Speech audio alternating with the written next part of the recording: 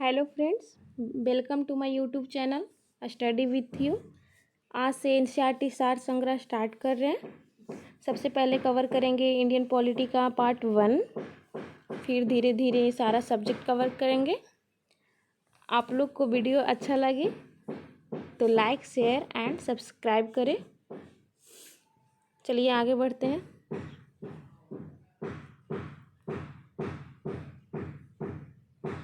भारतीय राज्य व्यवस्था।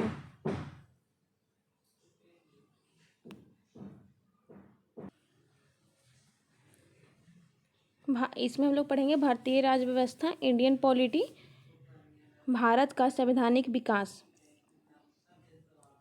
इसे पढ़ेंगे भारत का संवैधानिक विकास, हमारा कॉन्स्टिट्यूशन डेवलपमेंट कैसे हुआ, क्या हुआ। रेगुलेटिंग एक्ट 1773 द्वारा सर्वोच्च न्यायालय की स्थापना कहाँ की गई थी। रेगुलेटिंग एक्ट कब पारित हुआ ये भी पढ़ेंगे। रेगुलेटिंग एक्ट कब पारित हुआ ये भी पढ़ेंगे। 1773 में, याद रखना है रेगुलेटिंग एक्ट कब पारित हुआ। 1773 में इसी नियम के द्वारा सर्वोच्च न्यायालय की स्थापना कहाँ की गई थी, कलकत्ता में 1774 में। आगे, भारतीयों को भारत के प्रशासन में भाग लेने का अधिकार किस अधिनियम के द्वारा प्राप्त हुआ। चार्टर एक्ट 1833 द्वारा। भारतीय विधान परिषद को बजट पर बहस करने की शक्ति किस अधिनियम के द्वारा प्राप्त हुई। भारत परिषद अधिनियम 1892। आगे है केंद्रीय विधानमंडल सर्वप्रथम किस अधिनियम द्वारा द्विसदनीय बनाया गया, मतलब बाई कैमरा किस अधिनियम द्वारा बनाया गया। तो 1999 के भारत शासन अधिनियम द्वारा, 1919 के भारत शासन अधिनियम द्वारा बनाया गया था। ये बहुत ही इम्पोर्टेंट है। केंद्रीय विधानसभा सर्वप्रथम किस अधिनियम द्वारा द्विसदनीय बनाया गया, या तो पूछ सकता है कि किस अधिनियम द्वारा द्विसदनात्मक पद्धति स्टार्ट हुई थी। 1919 के भारत शासन अधिनियम द्वारा। भारत के राष्ट्रपति को अध्यादेश निर्गत करने की शक्ति मूलतः किस अधिनियम से प्रेरित है, तो भारत शासन अधिनियम 1935 से। चलिए इसमें कुछ पढ़ते हैं। भारत का संवैधानिक विकास ईस्ट इंडिया कंपनी के अंतर्गत, ब्रिटिश क्राउन के अंतर्गत। रेगुलेटिंग एक्ट कब आया था।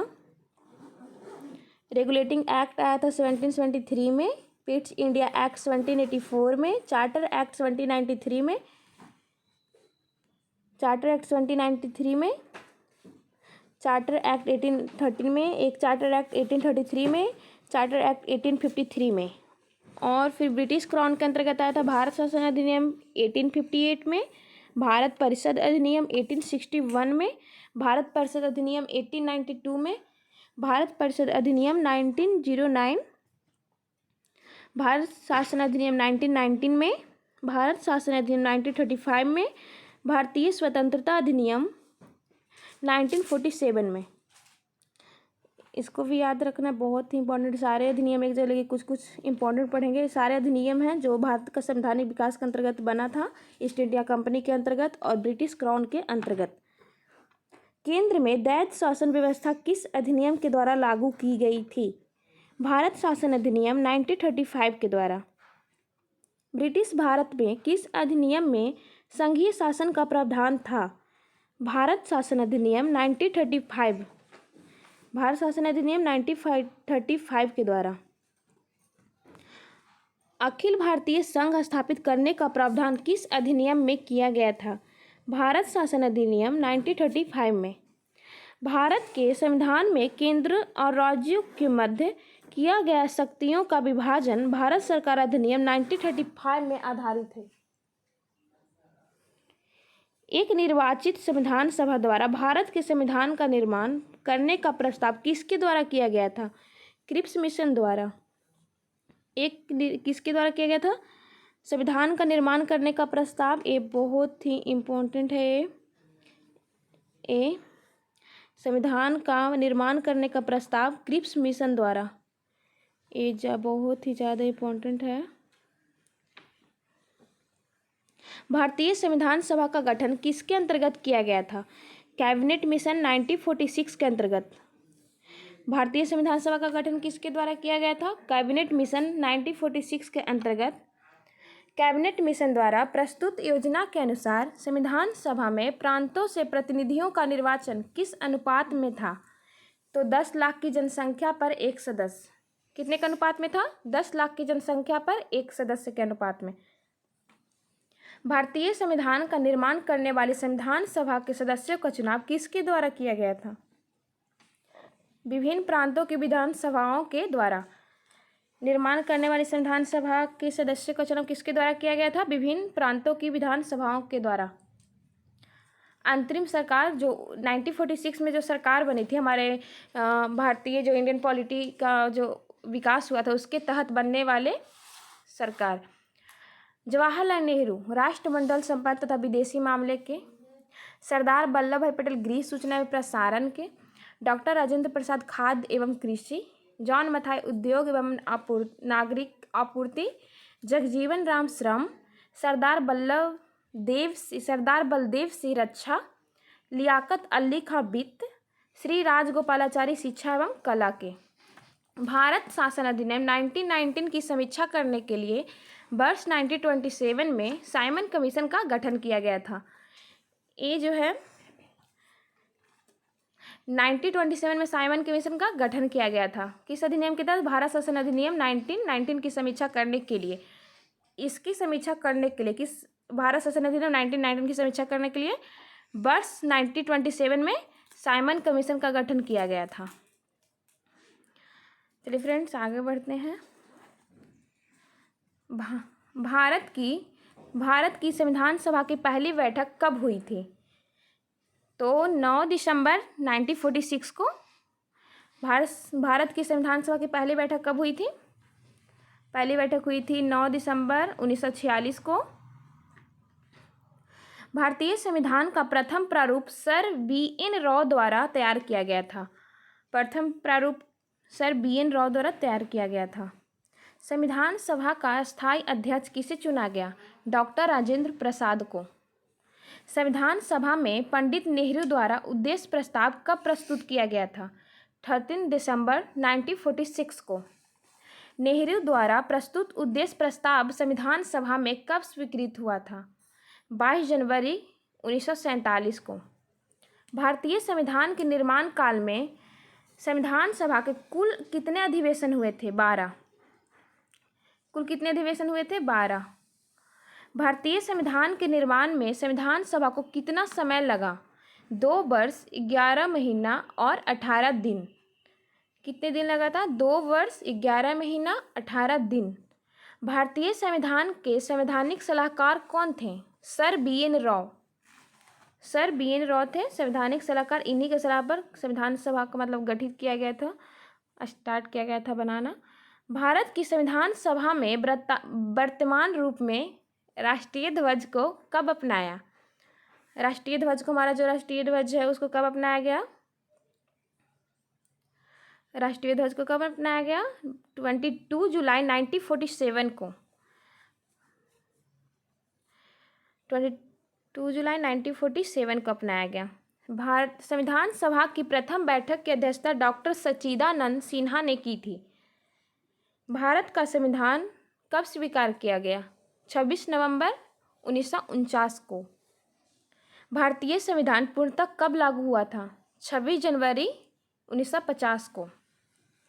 स्वीकार किया गया 26 नवंबर 1949 को और पूर्णतः कब लागू हुआ था? 26 जनवरी 1950 को। संविधान सभा 9 दिसंबर, जो हम लोग ऊपर ऑब्जेक्टिव में पढ़े वही यहाँ पर बॉक्स में दिया गया है। 9 दिसंबर 1946 को संविधान सभा की प्रथम बैठक, जिसमें डॉक्टर सच्चिदानंद सिन्हा को अस्थायी अध्यक्ष तथा 11 दिसंबर 1946 को डॉक्टर राजेंद्र प्रसाद को अस्थायी अध्यक्ष चुना।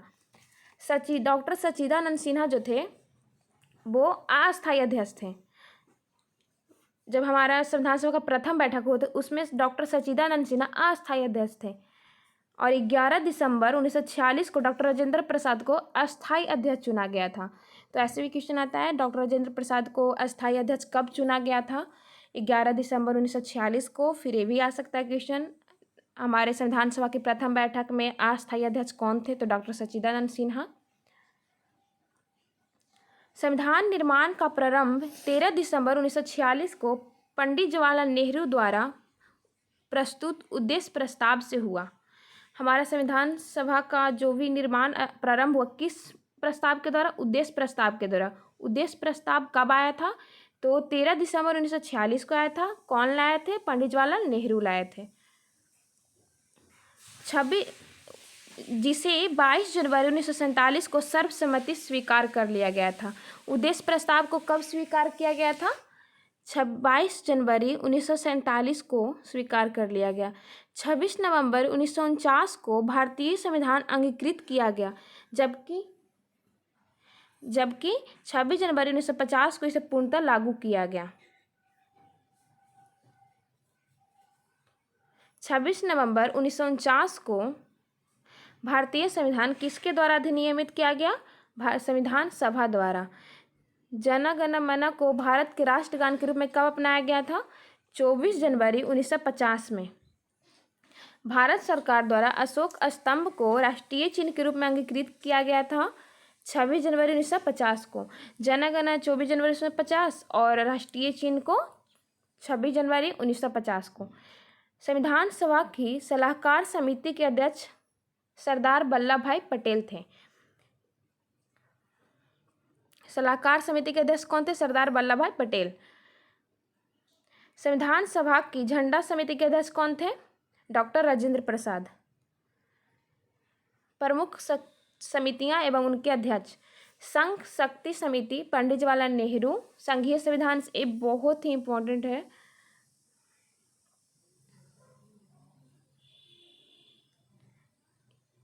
ये बहुत ही इंपॉर्टेंट है, ये तो पूछता है।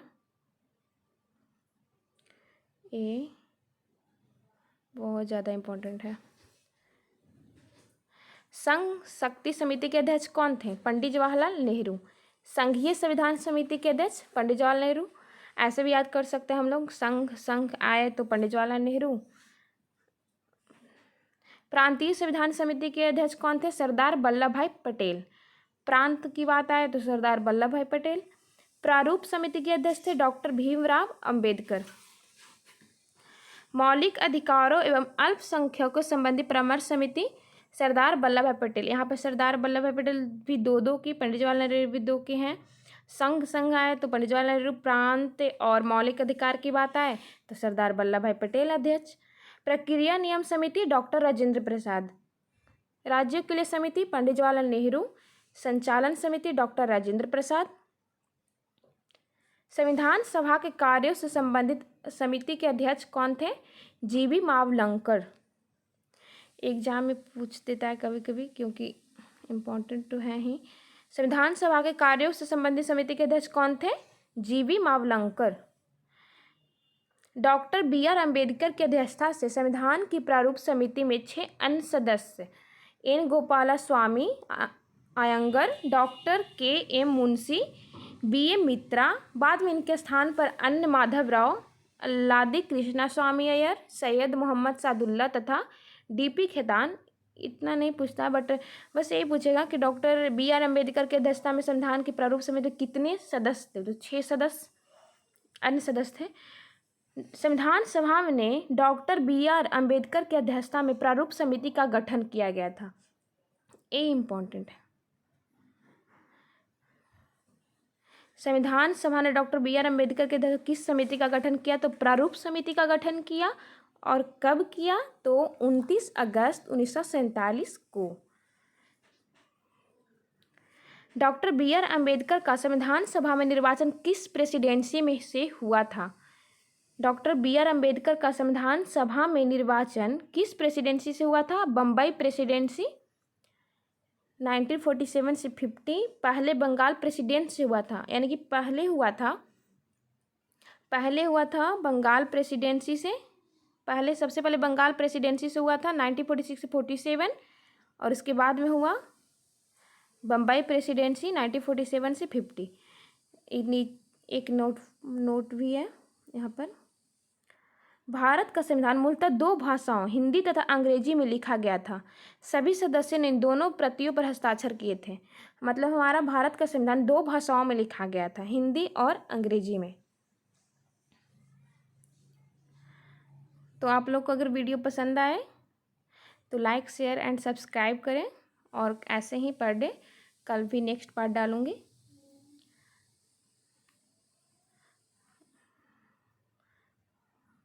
Thank you.